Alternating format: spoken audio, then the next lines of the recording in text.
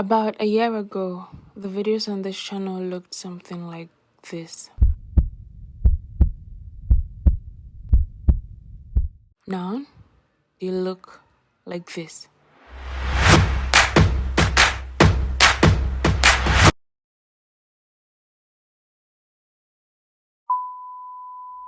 Hello and welcome back to my channel. My name is Antwiwaa if this is the first time you are seeing my face, and if you are returning, thank you for coming back. It's nice to have you here one more time.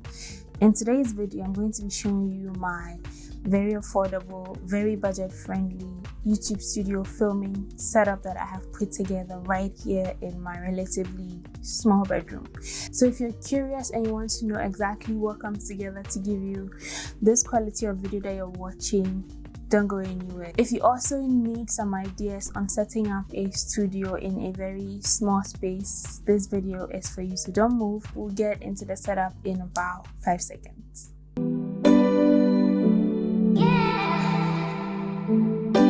So the first thing I'm going to be talking about is the camera that I use in filming my videos. So I use the Canon M50 camera, and for sit-down videos, I've recently started using the Canon 50mm lens together with a Viltrox. In the past, I was using the 15 to 45mm lens that came with my Canon M50, and that worked just fine. If you're on the market for a new camera and you're considering the Canon M50 mirrorless camera, I filmed a review of my experience after using it for a couple of months, the things I liked and the things I did not like about this camera. If you want to check out my review, I'll leave a link up here, and I'll also leave a link in the description box so you can check it out after this video. So with my camera, I use a lapel mic that is very good. I think it's also very affordable. It's a Boya lapel mic. It is very long. I could show you the cable. Like, this is how long the mic is. So I connect this mic to my camera and I can sit and film for as long as I want. My camera sits on a tripod, which is legit the steadiest tripod I've ever held in my life. This is the tripod I use. It's so sturdy. It's called Antwiwaa.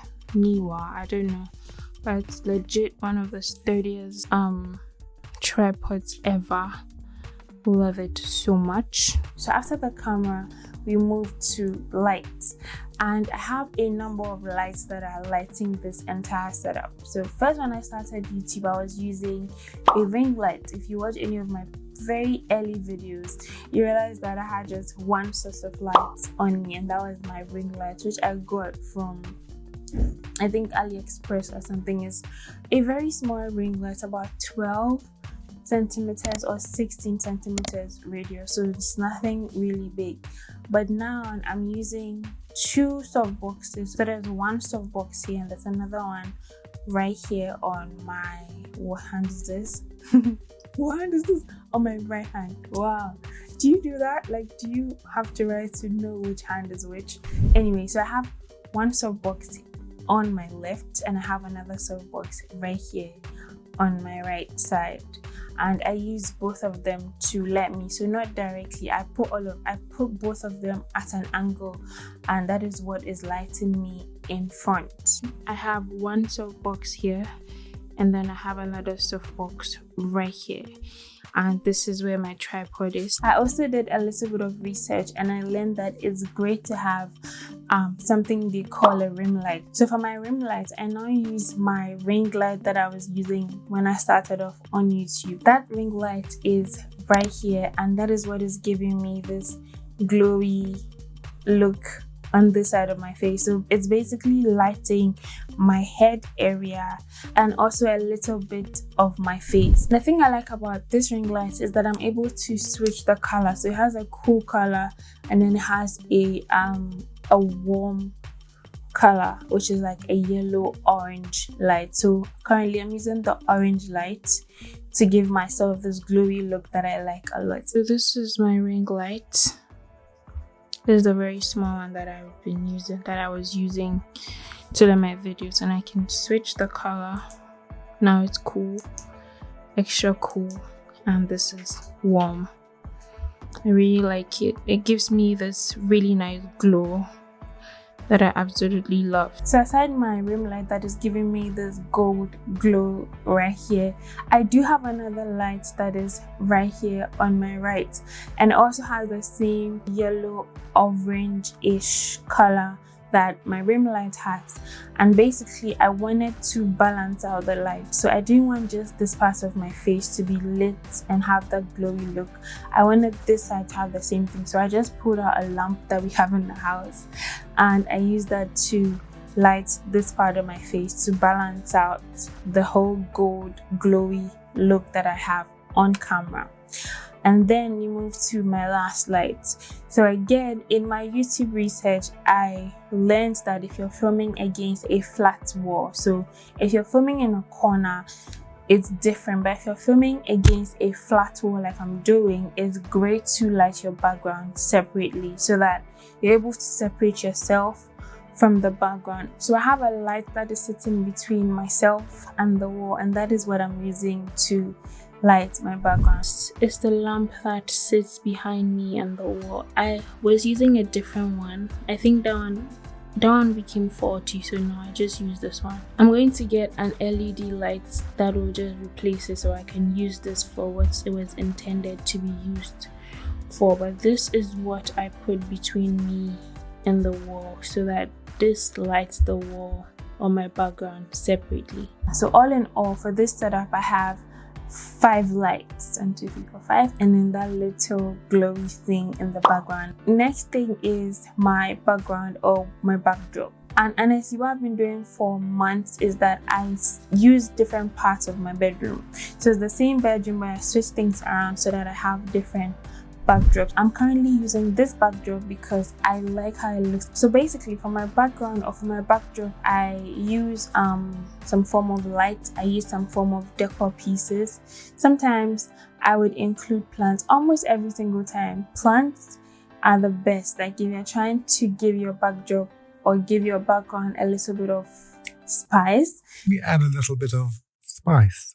Including plants just makes the work entirely easy. Usually for my backdrop, I would use a plant, some form of light, or some form of decor piece that I have in my room. Sometimes I also use a painting. So I did some painting in the past. I'll link a video up here if you're interested. And sometimes I'll pop that painting in my backdrop so that it gives it some kind of color and is unique to me. My background, this is something that I made in my DIY home office. I'll leave a link so you can check it out. But I simply got this wire mesh thing, which was very inexpensive, and I spray painted it and it gave me this look.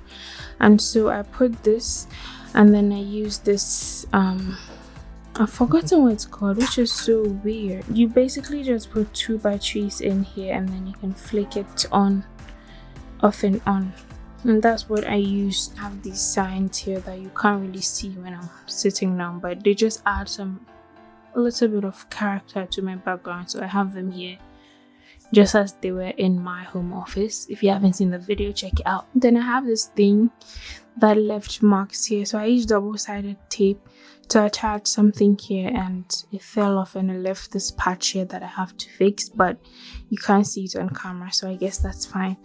So I have this here. It serves a lot of purposes, but now I'm just going to be using it as part of my backdrop. Finally, my pampas grass, which is fake, by the way. I have a real one here, but this one is fake, and it works just fine for the background that I'm going for. So let me move back so you see what it looks like.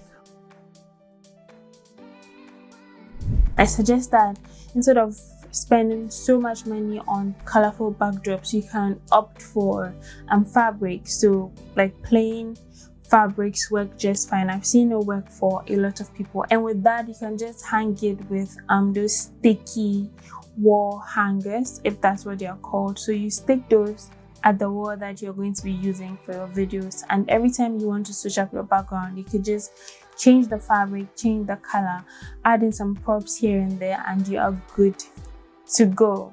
So I don't own a reflector, but sometimes I use this makeshift reflector, which is basically a cardboard covered with a foil, and I put that right in front of me so that it bounces the light from my two soft boxes onto my face, and I realized that when I do that, it just lights my face really well. Like the shadows that are under my chin disappear. I am not a beauty YouTuber, so I don't bother with that step until I have to. To be fair, I edit my videos in Final Cut Pro on my MacBook Pro.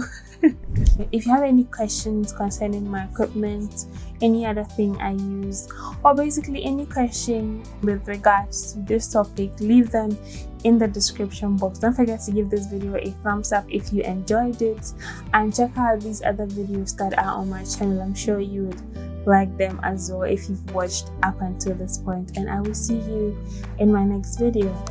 Peace out.